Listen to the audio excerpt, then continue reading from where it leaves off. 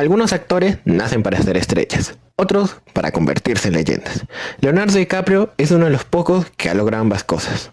Su vida es la historia de un niño con sueños enormes que se convirtió en un ídolo mundial tras el estreno de Titanic, pero que decidió luchar, reinventarse y convertirse en uno de los mejores actores de su generación y para algunos de todos los tiempos.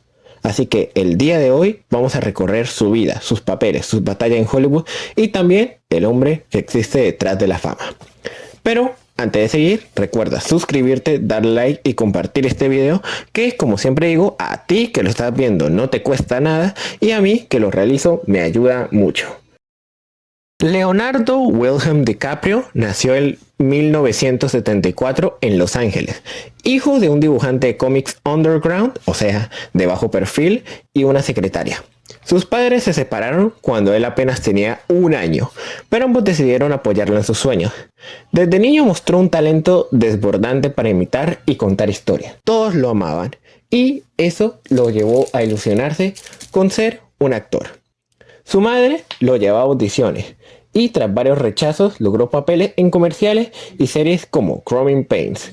En esos años aprendió lo más valioso, la disciplina. No era suficiente con ser guapo o tener cierto talento, había que resistir y demostrar lo que uno valía, regla que ha llevado hasta este punto de su carrera. Su gran primera oportunidad llegó en This Boy's Life, donde compartió pantalla con el gran Robert De Niro. Con apenas 19 años sostuvo escenas de una intensidad brutal con uno de los actores más respetados y admirados de todos los tiempos. De Niro quedó sorprendido con su naturalidad y fuerza cuando apenas era un joven que aún no tenía un futuro establecido. Ese mismo año estrenó A Quien Ama Gilbert Grape, donde interpretó a un adolescente con discapacidad intelectual. Su actuación fue tan conmovedora que recibió su primera nominación al Oscar con tan solo 19 años.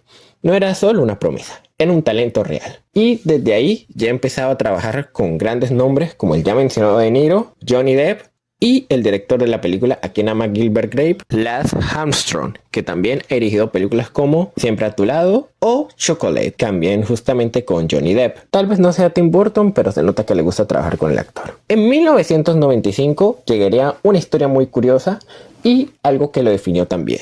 Sam Raimi buscaba a un joven para la película Rápida y Mortal.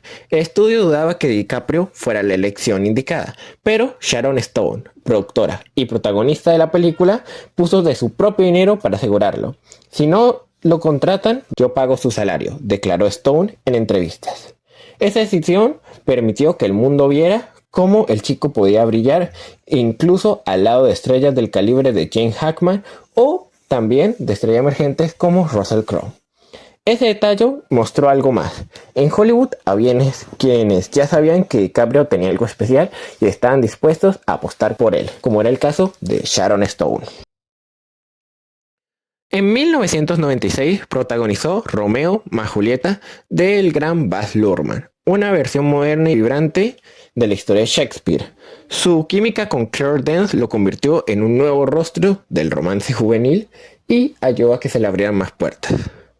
Pero nada se compara con lo que vendría 1 año después. En 1997, James Cameron eligió a un joven DiCaprio como Jack Dawson en la película mundialmente conocida y aclamada Titanic.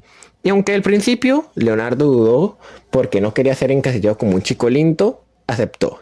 El rodaje fue agotador, largas jornadas en agua helada, set gigantesco y una exigencia extrema que nos sorprende de James Cameron. Y el resultado, creo que lo conocen. Fue un éxito sin precedentes. Titanic se convirtió en la película más taquillera de la historia hasta ese momento. Leonardo pasó de ser un joven prometedor a un icono mundial. Pero ese éxito tuvo un precio. Millones de fans lo seguían, los paparazzi lo acosaban y la prensa lo llamaba el chico más guapo del planeta, que no suena tan bonito cuando te pones a ver algunas consecuencias de esto. Él mismo confesó en entrevistas que se sintió abrumado, que de repente la fama era tan grande que le costaba salir a la calle. Pero esa aprensión también le dio claridad. No quería ser solo un ídolo decente, quería ser un actor serio. Aún así, se ha visto de que él aprecia bastante su rol en Titanic y que respeta también bastante a James Cameron y lo que logró en ese momento. Tras Titanic, pudo haberse quedado con papeles fáciles y seguir siendo la cara bonita de Hollywood, pero decidió otro camino. En 2002 llegó Pandillas de Nueva York, su primera colaboración con el que sería el director más importante de toda su carrera, aquel con el que ha trabajado mayor cantidad de tiempo y que ya ha formado una amistad no muy común en Hollywood, Martin Scorsese. Fue el inicio de una relación que lo marcaría para siempre. DiCaprio tuvo que enfrentarse a un titán como Daniel Day-Lewis y entendió que debía elevar su nivel. Esa experiencia lo transformó para siempre. Con Scorsese, después volvió a trabajar en El Aviador de 2004, donde retrató con maestría la obsesión y locura de Howard Hughes.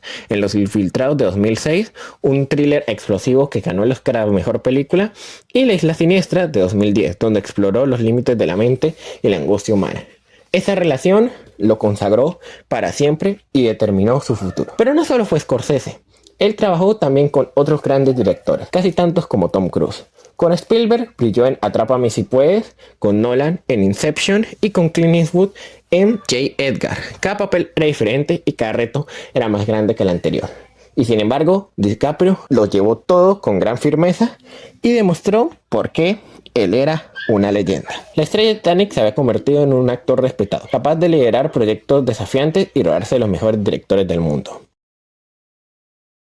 En los siguientes años, la vida le siguió sonriendo. Trabajó con el gran director que es Quentin Tarantino en Django sin cadena, donde, anécdota curiosa, en la escena donde él rompe el vaso de vidrio, en realidad sí se cortó, pero estaba tan comprometido con el papel que siguió actuando. Igual, una de sus actuaciones más aclamadas llegó en 2013 con El Lobo de Wall Street, nuevamente dirigida por Scorsese.